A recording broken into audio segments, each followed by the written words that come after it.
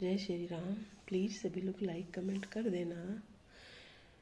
तो ये रामचरितमानस बालकांड है और सीता स्वयंवर।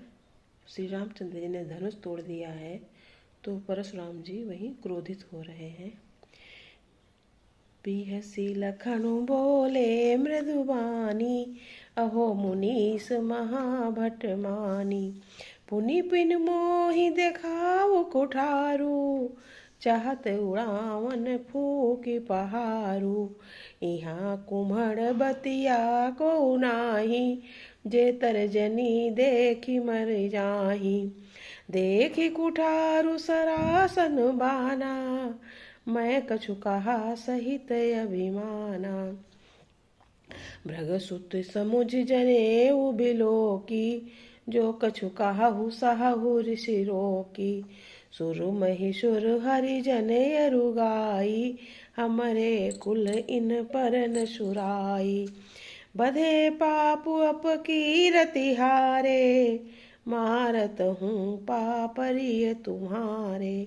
कोटि कुलिस सम बचन तुम्हारा, व्यर्थ धरहूँ धनु बाण कुठारा। सो तुम जानहु अंतर्यामी, पुरवहु मोर मनोरथ स्वामी। जो बिलो की अनुचित कहो, क्षमहु महामुनि धीर। सुनि सरोस भृगुवंश मणि, बोले गिरा गंभीर। सो तुम जानहु अंतर्यामी, पुरवहु मोर मनोरथ स्वामी। कौशिक सुनहु मंदयहु बालकु, कुटिल काल बस निज कुल घालक। भानुवंश राकेश कलंकु, निपट निरंकुश अबुध अशंकु। काल कवल हुई है छन माही, कहु पुकारी खोरी मोहि नाही।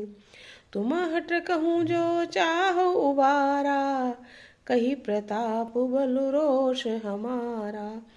लखन कहो मुनि सुजसु तुम्हारा, तुम ही अछत को बरने पारा। अपने मुँह तुम आपनि करनी, बारे अनेक भांति बहुवरनी। नहीं संतोष तपुनि कछु कहु, जनि ऋषि रोकी दुसह दुख साहु। वीर व्रती तुम धीर अछोभा, गारी देत न पावहु शोभा। सो तुम जानहु अंतर्यामी, पुरवहु मोर मनोरथ स्वामी। सूर समर करनी करिह, कही न जना वही आप। विद्यमान रन पाई रिपु, कायर कथहि प्रताप। सो तुम जानहु अंतर्यामी, पुरवहु मोर मनोरथ स्वामी। तुम तो कालु हाक जनु लावा, बार बार मोहि लागी बुलावा।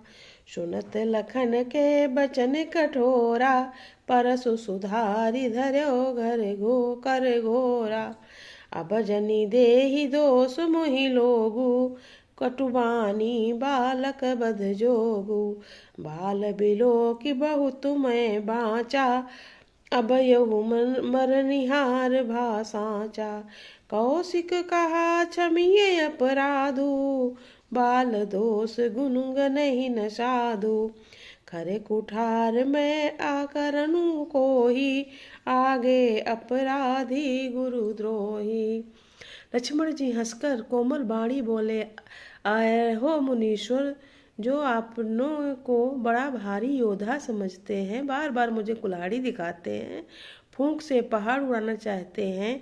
यहाँ कोई कुम्हड़े की बतिया छोटा कच्चा फल नहीं है, जो तर्जनी सबसे आगे की उंगली को देखते ही मर जाती है। कुठार और धनुष बाण देखकर ही मैंने कुछ अभिमान सहित कहा था। भृगुवंशी समझकर और यज्ञोपवीत देखकर तो जो कुछ आप कहते हैं उसे मैं क्रोध को रोककर सह लेता हूँ। देवता, ब्राह्मण, भगवान, भक्त और गौ, इन पर हमारे कुल में वीरता नहीं दिखाई जाती है, क्योंकि इन्हें मारने से पाप लगता है और इनसे हार जाने पर अपकीर्ति होती है। इसीलिए अब मारे तो भी आपके पैर ही पड़ना चाहिए। आपका एक एक वचन ही करोड़ों वज्रों के समान है। धनुष, बाण और कुठार को आप व्यर्थ ही धारण करते हैं। इन्हें धनुष, बाण और कुठार को देखकर मैं कुछ अनुचित कहा हो तो उसे धीर महामुनि क्षमा कीजिए। यह सुनकर भृगुवंश मणि परशुराम जी क्रोध के साथ गंभीर वाणी बोले, हे विश्वामित्र सुनो, यह बालक बड़ा कुबुद्धि है और कुटिल है। काल के वश होकर ये अपने कुल का घातक बन रहा है। ये सूर्यवंश रूपी चंद्रमा का कलंक है। ये बिल्कुल उदंड, मूर्ख और निडर है। अभी क्षण भर में ये काल का ग्रास हो जाएगा। मैं पुकार कर कह देता हूँ, फिर मुझे दोष नहीं है। ये इसे बचाना चाहते हो तो हमारा प्रताप, बल और क्रोध बतलाकर इसे मना कर दो। लक्ष्मण जी ने कहा, हे मुनि, आपका सुयश आपके रहते दूसरा कौन वर्णन कर सकता है। आपने अपने ही मुंह से अपनी करनी अनेकों बार बहुत प्रकार से वर्णन की है। इतने पर भी संतोष न हुआ तो फिर ये कह डालिए, क्रोध रोकर असह्य दुख मत सहिए। आप वीरता का व्रत धारण करने वाले, धैर्यवान और क्षोभ रहित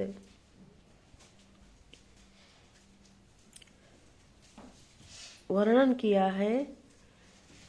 सूरवीर तो युद्ध में करनी सूरवीरता का कार्य करते हैं, कहते हैं, कहकर अपनों को नहीं जनाते हैं। शत्रु युद्ध में उपस्थित पाकर कायर ही अपने प्रताप की डीक मारा करते हैं। अब तो मानो काल को हाँक कर लगाकर बार बार उसे मेरे लिए बुलाते हैं। लक्ष्मण जी के कठोर वचन सुनते ही परशुराम ने अपने भयानक फरसे को सुधाकर हाथों में ले लिया और बोले, अब लोग मुझे दोष ना दें। ये कड़ुआ बोलने वाला बालक मारे जाने की योग्य है। इसे बालक देखकर मैंने बहुत बचाया, पर अब ये सचमुच मरने को ही आ गया है। जय श्री राम।